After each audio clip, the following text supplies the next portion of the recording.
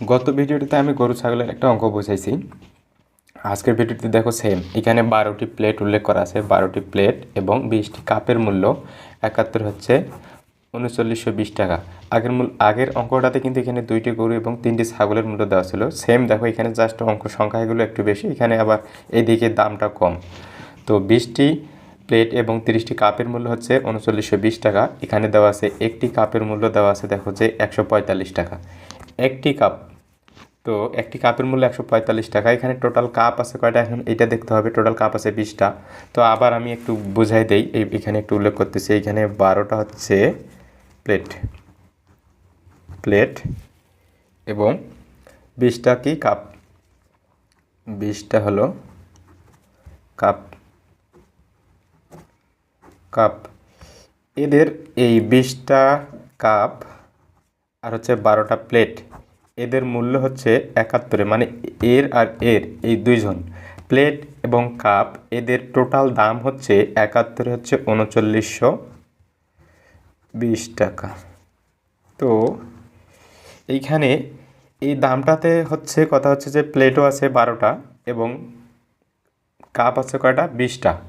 তো এইখানে এইদিকে দেখো আবার একটি কাপের দাম কিন্তু দেওয়া আছে। একটি কাপের দাম দেওয়া আছে 145 টাকা। এখানে টোটাল কাপ আছে কয়টা, 20টা। তো আমাদের অঙ্কটা বুঝতে হবে, যেহেতু আমাদের একটা কাপের দাম দেওয়া আছে, তো আমাদের এখানে টোটাল কাপ আছে কয়টা আগে এটা দেখতে হবে। টোটাল কাপ আছে এখানে কয়টা, 20টা। তো একটা দাম যদি দেওয়া থাকে 145 টাকা, তো 20টার দাম কি করে বের করতে হবে, মানে একটার দাম 145 টাকা, একটার দাম এসে একটার দাম 145 টাকা, 20টার দাম কী করা লাগে, অবশ্যই গুণ করা লাগে, যেহেতু বেশি বের হবে।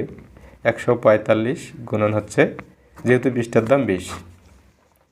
তো সেম কথা হচ্ছে যে এই 20টার দাম কেন বাইর করব, যেহেতু আমাদের এখানে 20টা কাপ আছে, এই জন্য 20টার দাম বাইর করতে হবে।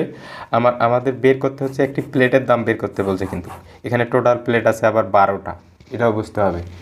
তো কথা হচ্ছে যে আমরা আগে এই যে 20টা কাপ দাম বাইর করব, কারণ হচ্ছে এই 20টার দাম আমরা এই টোটাল দামটা থেকে বাদ দিয়ে দেব।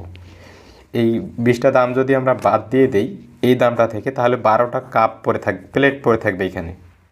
তো এই 12টা প্লেটকে যদি আমরা 12 দ্বারা ভাগ করি, তাহলে কিন্তু অবশ্যই একটা প্লেটের দাম পাবো। এটাই হচ্ছে মেইন কথা। তো আমি আবার একবার বোঝাচ্ছি। মেইন কথা হচ্ছে এখানে প্লেট আছে 12টা, যেহেতু এখানে 12টার প্লেট বলছে 12টা, এবং 20টি কাপের মূল্য 71। তো এখানে আমরা 20টি কাপে দিকে দিছি, এদের দামটা হচ্ছে 71, হচ্ছে 3920 টাকা। এরও দাম, মানে কাপও আছে প্লেটও আছে, এই দামের মধ্যে কাপও আছে প্লেটও আছে। আমাদের কিন্তু বের করতে বলছে প্লেটের দাম কত। তো এই জন্য আগে আমাদের কি করতে হয়, একটু আগে ভাবা লাগবে যে এখানে যেহেতু কাপও আছে প্লেটও আছে, এইটা থেকে আমাদের কাপটা বাদ দিতে হবে। কাপটা যদি আমরা বাদ দিয়ে দিই, তাহলে প্লেটের দামটা পড়ে থাকবে।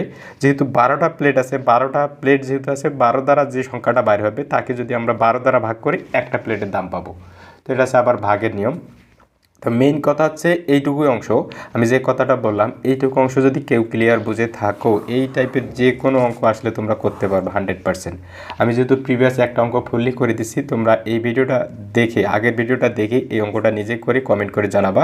আর যদি না বুঝে থাকো অবশ্যই কমেন্ট করে জানাবা, আমি সমাধান করে দেওয়ার চেষ্টা করব। তো মেইন কথা হচ্ছে এই থিমটা তোমাদের ভালোভাবে বুঝতে হবে। আমি আবার একটু বোঝাই দিচ্ছি। আমাদের এখানে কাপ আছে, প্লেট হচ্ছে 12টা, প্লেট হচ্ছে 12টা, প্লেট সংখ্যা 12টা এবং কাপ সংখ্যা কয়টা, 20টা। 20টা হচ্ছে কাপ, 20টা হলো কাপ।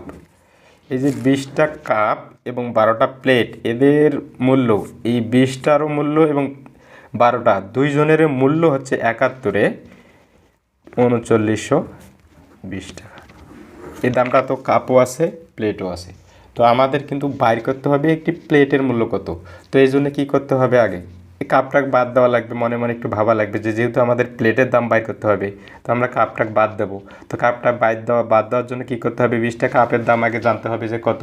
তো 20টার দাম জানার আগেই আমাদের কথা হচ্ছে যে একটার দাম কত এটা জানা লাগবে। তো একটার দাম আমাদের কিন্তু এখানে অঙ্কের মধ্যে দেওয়া আছে যে একটার দাম 145 টাকা। 145কে আমরা যদি 145 টাকাকে যদি আমরা 20 দ্বারা গুণ করি, তাহলে যত পাবো, 145কে 2 দ্বারা গুণ করলে হচ্ছে 290, 2900 টাকা। তো এই 2900 যদি এখান থেকে বাদ দেওয়া হয়, হচ্ছে যে এটা থাকবে, সেটা হচ্ছে 12টা প্লেটের দাম। তো এখন এইটা যত হবে এখানে 2900 হবে 145, তাহলে হচ্ছে 290। তো এই টাকাটা যদি আমরা এটা থেকে বাদ দিই তাহলে হচ্ছে 12টা প্লেটের দাম থাকবে। এই যে দামটা থাকবে তাকে আমরা যদি আবার 12 দ্বারা ভাগ করি তাহলে কিন্তু একটা প্লেটের দাম পাবো। তো মেন বিষয় হচ্ছে এইটুকুই। এইটুকু যদি কেউ ক্লিয়ার বুঝে থাকো অবশ্যই কমেন্ট করে জানাবা। এর পরবর্তী ভিডিওতে আমি তোমাদের পিতা পুত্র অঙ্ক নিয়ে সমাধান করব।